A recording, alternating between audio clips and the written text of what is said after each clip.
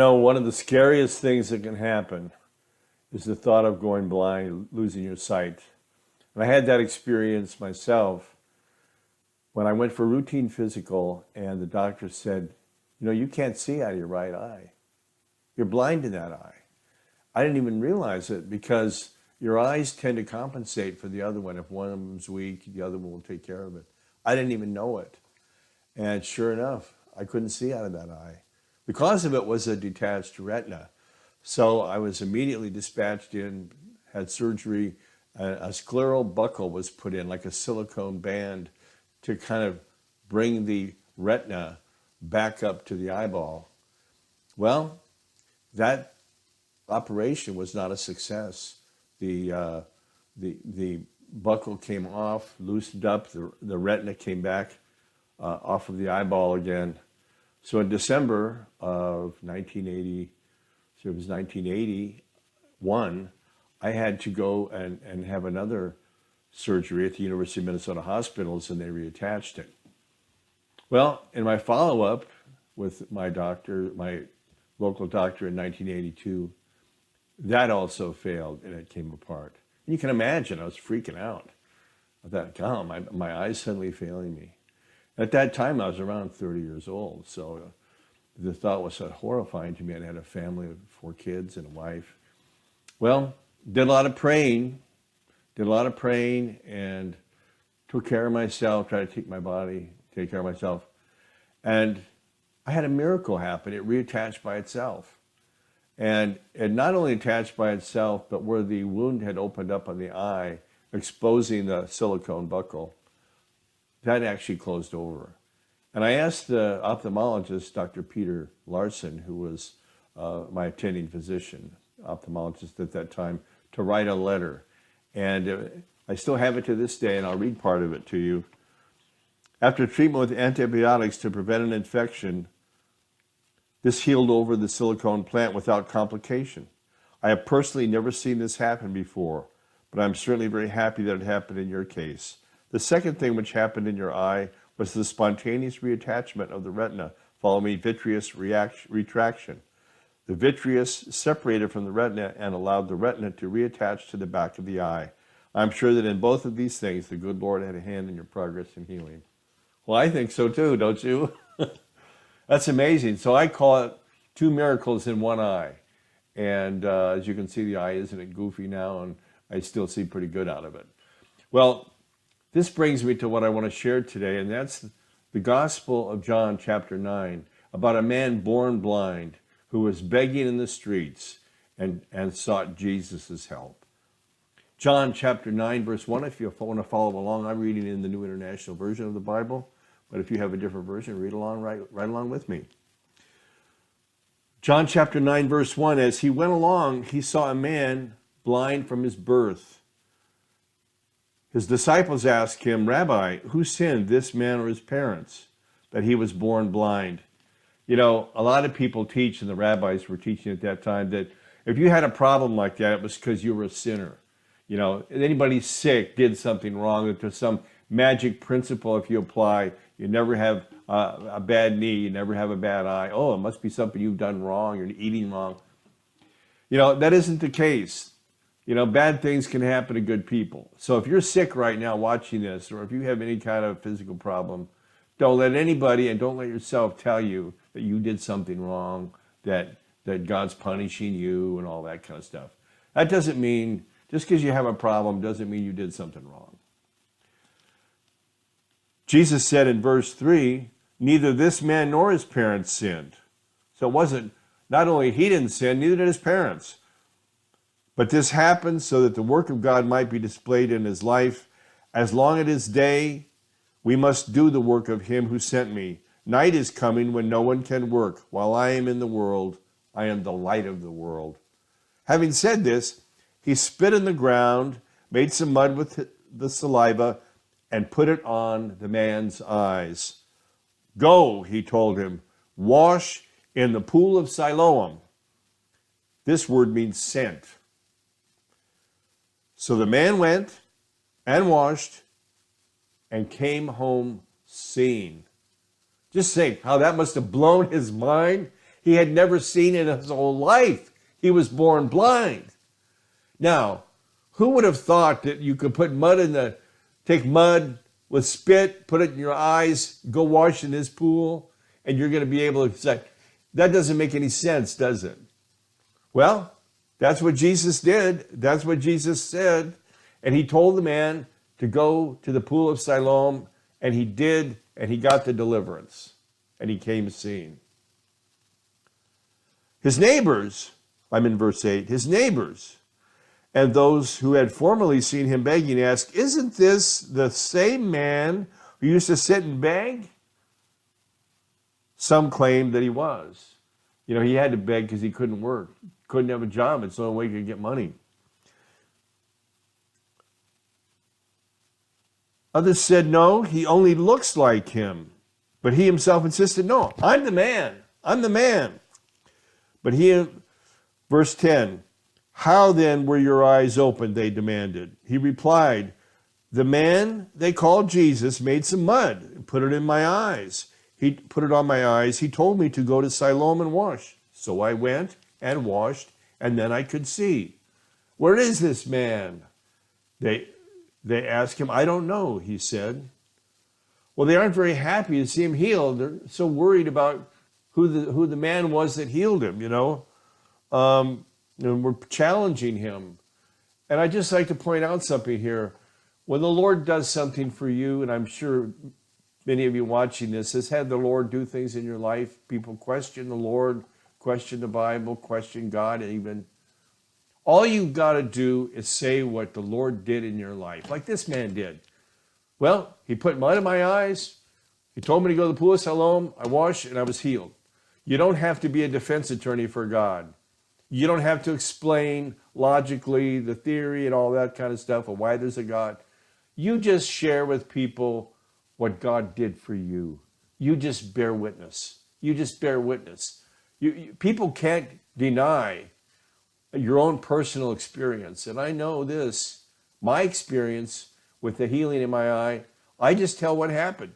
Now, they may not believe the Lord did it, but it wasn't spontaneous, believe me. Anyway, let's go on. The Pharisees investigate the healing. Verse 13, they brought to the Pharisees the man who had been blind. Now the day on which Jesus had made the mud and opened the man's eyes was a Sabbath. Therefore the Pharisees also asked him how he had received his sight. He put mud on my eyes, the man replied, and I washed, and now I see. It's as simple as that. Some of the Pharisees said, this man is not from God, for he does not keep the Sabbath. But others asked, how can a sinner do such miraculous signs? So they were divided. Finally, they turned again to the blind man.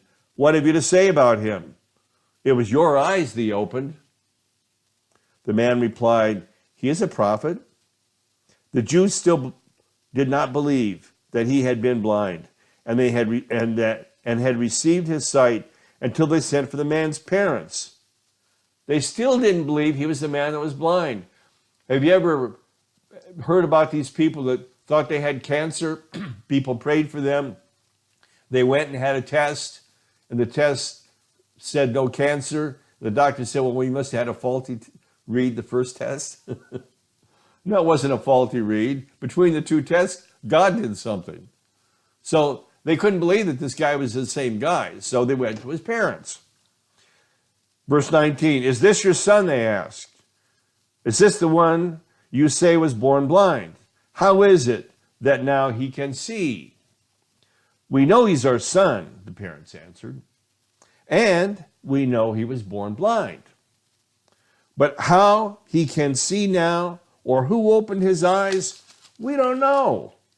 Ask him. He's of age. He will speak for himself. His parents said this because they were afraid of the Jews. They were afraid. For already the Jews had decided that anyone who acknowledged that Jesus was the Christ would be put out of the synagogue. That was why his parents said, he is of age, ask him. It's too bad they didn't own up to it, huh? Jesus heals their son. The least they could do is say, yeah, Jesus healed him. but they were afraid of being put out of the synagogue. A second time, they summoned the man who had been blind. Man, can you imagine this? Nobody's saying, thank God you're healed. Nobody's saying this wonderful. They're trying to just accuse him of something wrong or Jesus of something wrong. Give glory to God, they said. We know this man is a sinner. He replied, whether he's a sinner or not, I don't know. One thing I do know, I was blind and now I see. I bet you can say that, huh? Bet you can say there was a time in your life when you didn't see the light. There was a time in your life when you didn't understand the things of God. There was a time in your life when you felt defeated and searching, not having any answers. And when you come to an experience with the Lord Jesus Christ, you can say the same thing. I was blind, but now I see. Verse 26, then they asked him, what did he do to you? How did he open your eyes? He answered, I've told you already, and you did not listen. Why do you want to hear it again? Do you want to become his disciples too? Then they hurled insults at him and said, you are this fellow's disciple. We are disciples of Moses. We know that God spoke to Moses, but as for this fellow, we don't even know where he comes from. The man answered, now that is remarkable. You don't know where he comes from, yet he opened my eyes. We know that God does not listen to sinners. He listens to the godly man who does his will. Nobody has ever heard of opening the eyes of a man born blind. If this man were not of God, he could do nothing. This blind man was pretty bold, wasn't he? Pretty bold. He knew that nobody had ever had their eyes opened who was born blind. Don't you think if you were born blind, you'd research the thing yourself? And he did. He studied this. He probably prayed about it all of his life. And people told him, but don't you understand, nobody born blind has ever been healed of that. Nobody ever. And so he put that right back at them. It's never happened before. Could a sinner do that? Well, here's their response.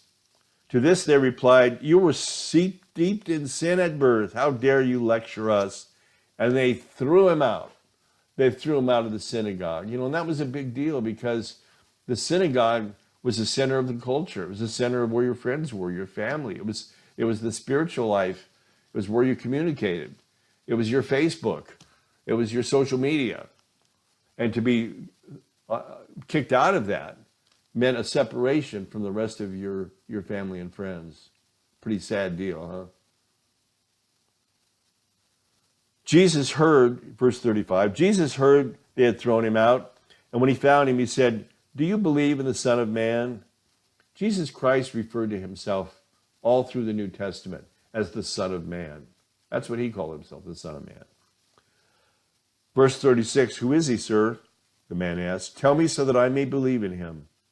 Jesus said, you have now seen him. In fact, he is the one speaking to you now. Then the man said, Lord, I believe. And he worshiped him. Can you imagine that moment? Wow. Jesus said, for judgment I've come into this world so that the blind will see and those who see will become blind. Some Pharisees who were with him heard him say this and asked, what? Are we blind too? Jesus said, if you were blind, you would not be guilty of sin. But now that you claim you can see, your guilt remains. Boom! He let him have it, didn't he? Isn't that an amazing record? So much to learn here. That people don't get sick because they did something wrong. That God, through Jesus Christ, can deliver anybody, even if they were born blind. And what this man did was what we need to do. When we get guidance from the Lord through his written word or any other way, we follow it literally the way he did. And then when people ask you what happened, you give glory to God and you just bear witness to what happened in your life. That's the simple Christian walk. And then what happens frequently is people will criticize you anyway. What happens frequently is you might be thrown out of your circle of friends. You might even be thrown out of your church. But let me tell you something. Wouldn't it be better to know you're walking with the Lord? Wouldn't it be better to know that you're glorifying God, that you're in the center of his will, than to be accepted by those organizations that would throw you out? The only thing we have to fear is fear itself. Franklin Delano Roosevelt said that at his 33rd inauguration, we have nothing to fear but fear itself. And that's really true for believers too. Jesus said in John 14:27, don't be afraid. Don't be afraid. The angel said to Elizabeth and Mary, don't be afraid. When Jesus came to his disciples after his resurrection, he said, fear not, peace be with you. The whole idea, don't be afraid. If God's on your side, you got nothing to worry about. And the prophecies of the Old Testament said that the Messiah would heal the blind and cause them to see again. Jesus fulfilled those prophecies in the Old Testament. And remember, when he opened that book in Luke, Luke 61, verses 1 and 2. We can go there quick.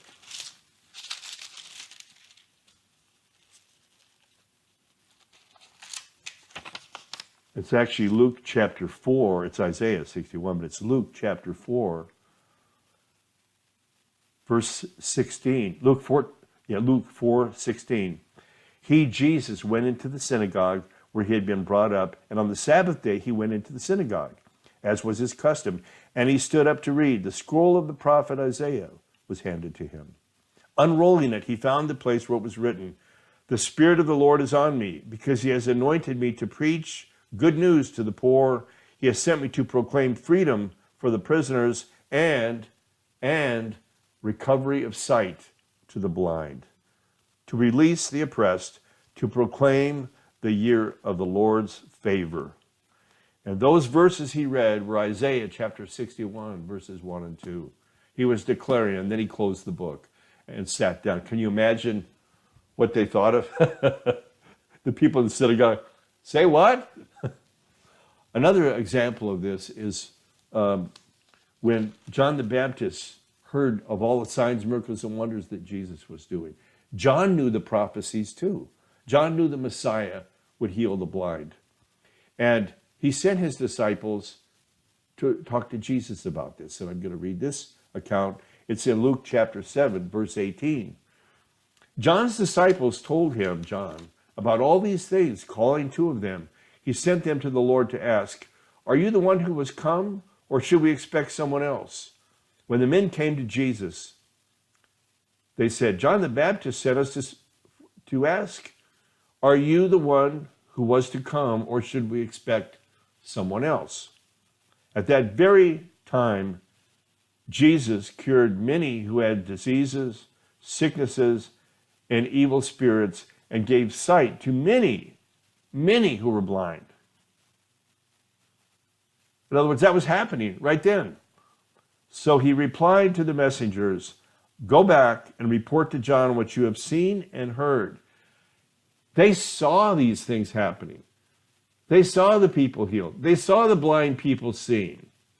And Jesus said, go back and report to John what you have seen and heard. The blind receive sight, the lame walk, those who have leprosy are cured, the deaf hear, the dead are raised up, the good news is preached to the poor. Blessed is the man who does not fall away on account of me.